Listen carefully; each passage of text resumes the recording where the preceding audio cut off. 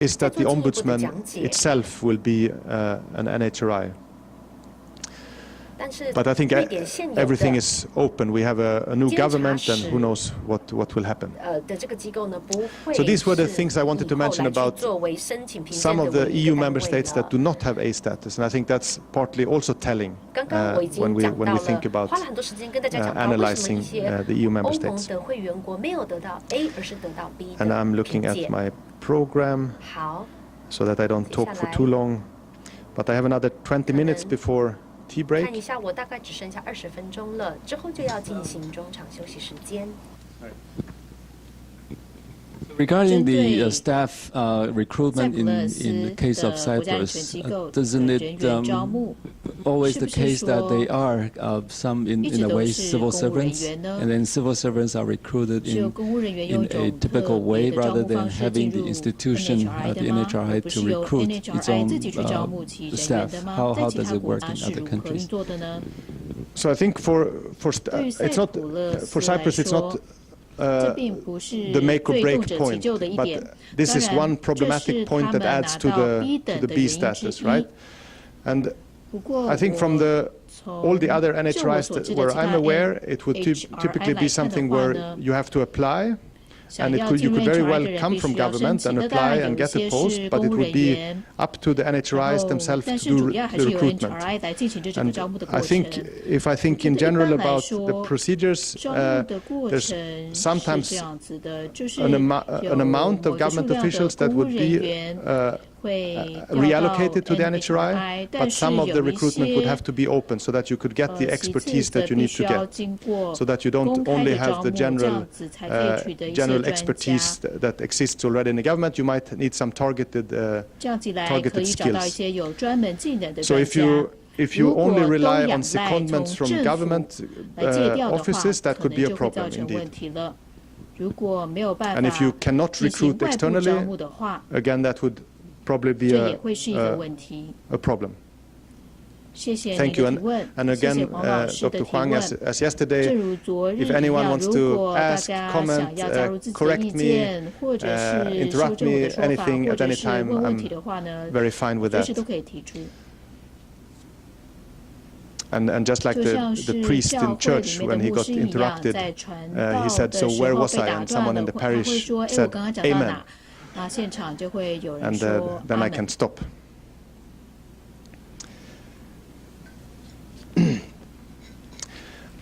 I'll come back to this also when it comes to the credibility of NHRIs, but I'd like to provide an overview of the overlapping mandate, not in a negative sense, but in a positive sense. That NHRIs or equivalent mechanisms are also referenced, as you know, in some of the international treaties. Under the Convention on Rights of Persons with Disabilities, Article 33(2) requires there to be a national mechanism. Actually, for the European Union, we are party to, the European Union is party to the CRPD, so not only member states, not only states are parties, but also the European Union.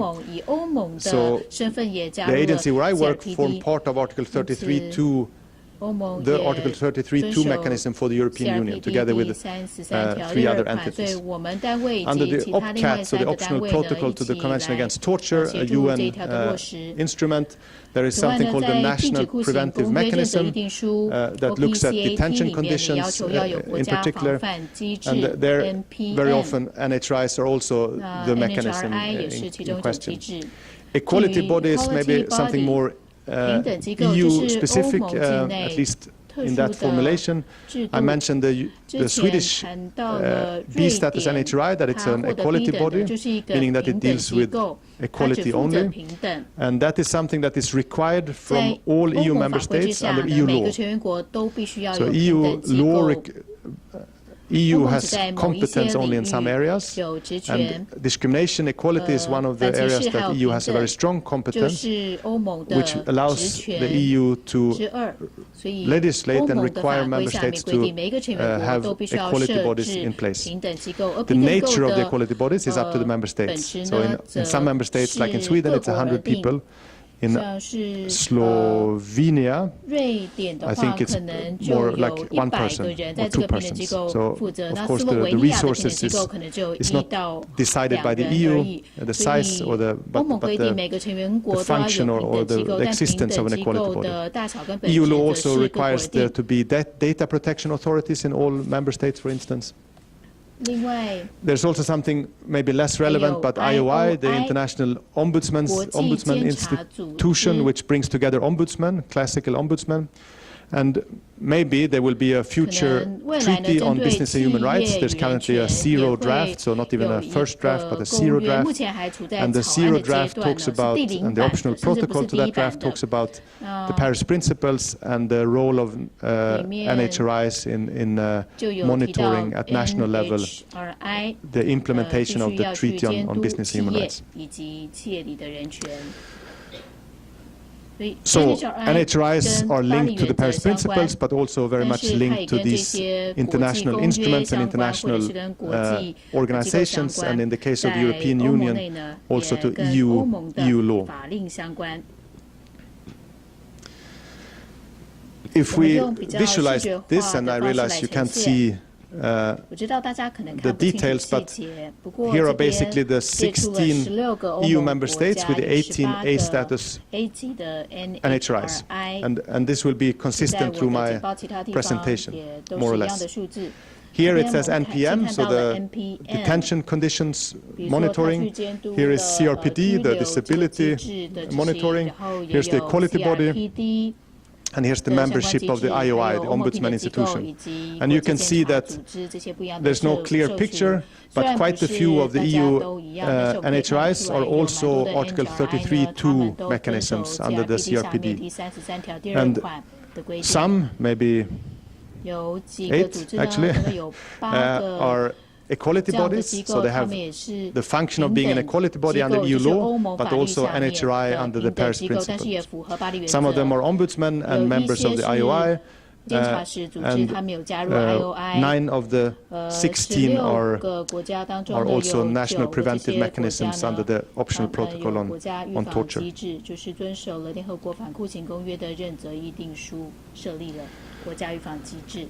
And then on this slide, and then in the coming, I don't know, 20 slides, I would use the same typology. So to try to break down the types of mechanisms that exist in the EU, using 3 well-established categories: the Commission type, the Ombudsman type, and the Institute type. You could use different headings, and you can divide the types in different ways. But the main meaning here is that Commission is a collegiate body, so not 1 person, but a panel or a commission of people that sits at the top. Ombuds institutions would typically be a single person leadership. Very often it's 1 plus 2 or 3 deputies. And this is the old traditional type of monitoring that maybe comes from Sweden. I could elaborate there, but so this is actually a Swedish word, or an old Swedish word, old Scandinavian word, also exists in Icelandic, Danish and Norwegian, and it means representing. So bud is a messenger, and is on behalf of someone. So messenger on behalf of someone was when it was thought of in 1800. And what did I want to say about that, other than showing off that I know my Swedish? No, maybe that was it. And institutes is more of a modern construction. Germany, Denmark, where it's basically a modern organization with a director, an organization, departments, and maybe they could be termed institutes. The commissions are subdivided also, which is commonly the case, into advisory, where they have a strong promotion mandate, so awareness raising, this kind of activities, and those that have a stronger mandate that includes also protection, so some kind of a case handling or advising individual clients on how to bring cases in a more proactive way. So a stronger form of commission, and those have a dark blue frame around the blue boxes. So Ireland, UK, those will be the stronger mandates of commissions, and the other ones without the strong blue frame would be the regular commissions. The ombuds institutions are either the traditional ones, which are almost all of the green boxes here, but only Finland would be what I call an ombudsman plus, and I'll come back to that at the very end, and something I think is something to think about for Sweden, but also maybe for Taiwan. And institutes, as I've said, Denmark, Germany, and the Netherlands as well, where it's more of a modern, regular organization, not drawing on a pre-existing one.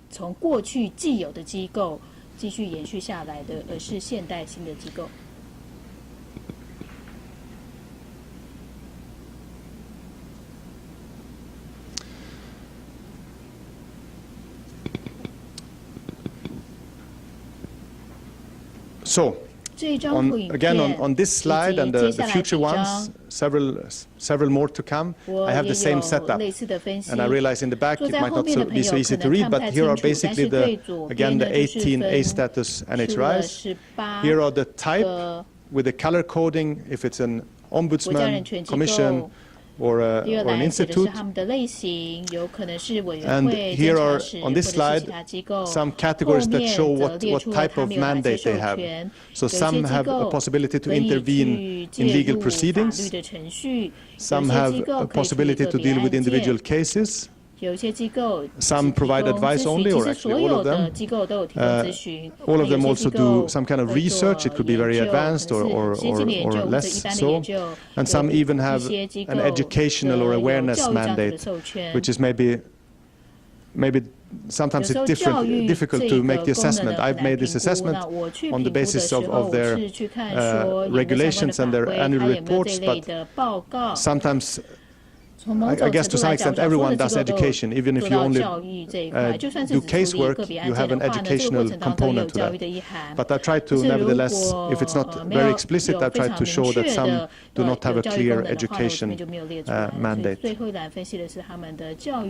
Yes. EB, please. NHRI has to fulfill two kinds of functions. One is promotion, the other being protection.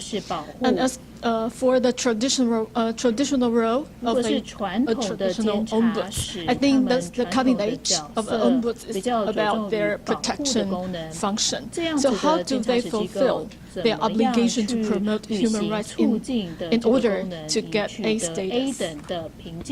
Thank you. That's a very relevant question, of course. The example I will conclude with later this morning on Finland will show a very concrete example of how that could be done.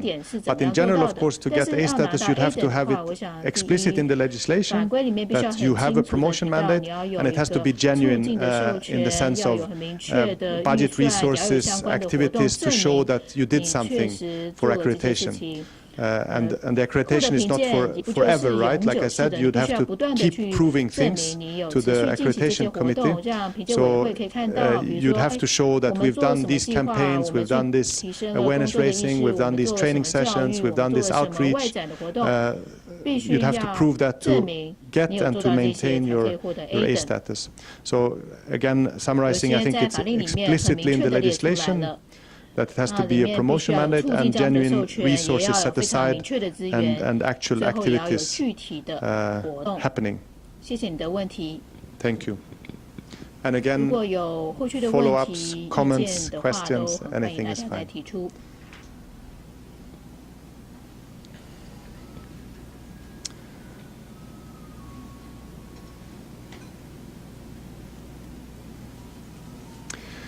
Maybe not so interesting, but still, to me it's interesting, but maybe I'm too nerdy about these things. The year of establishment is very different. So there's a different history, of course, for the institutions. The year they got A status accreditation differs widely. It's not that they all had it from the beginning, not at all. So what I'm saying here is that the French Commission was established in 1947, if I remember well. France, yes, and got its A status in 1999, so very early on in the accreditation and very early on in the establishment. But some are also new organizations. 2014 established as late as 2014 and accredited as late as 2017. And when it comes to the history, of course, coming back to the ombudsman and the Swedish history, we've had an ombudsman, I think, since 1809 in Sweden, but the ombudsman is not, again, not the NHRI for Sweden.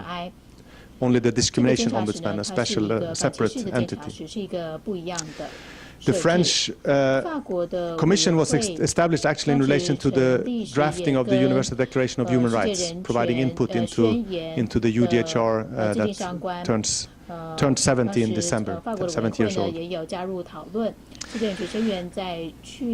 Some maybe interesting examples that I have in this column is about civil rights. So it used to be in Hungary a civil rights ombudsman or a civil rights commissioner, which has changed in 2012 to be called the Fundamental Rights Commissioner. So maybe not a big difference, but of course civil rights is much more narrow. Fundamental rights is basically human rights. Fundamental rights is what we often use in the European Union to signify constitutional rights as opposed to international human rights. So the EU constitutional rights, also for the European Union, are called fundamental rights. So that's why the agency I work for is called the Fundamental Rights Agency rather than the Human Rights Agency. In the case of Ireland, they used to have a Human Rights Commission and an Equality Body, and they merged them to form a Human Rights Commission. And that has happened in several EU member states, this merging of mechanisms, merging of bodies. The Netherlands used to have an equality body, and then they built this new institute model on the basis of the equality body, where some of the powers or some of the protection mandate remains focused on the equality, but they built a full-fledged NHRI spanning the full spectrum of rights a few years ago, 6-7 years ago, with very good result. And I'll come back to that. In the case of Northern Ireland, that's something that is very much in the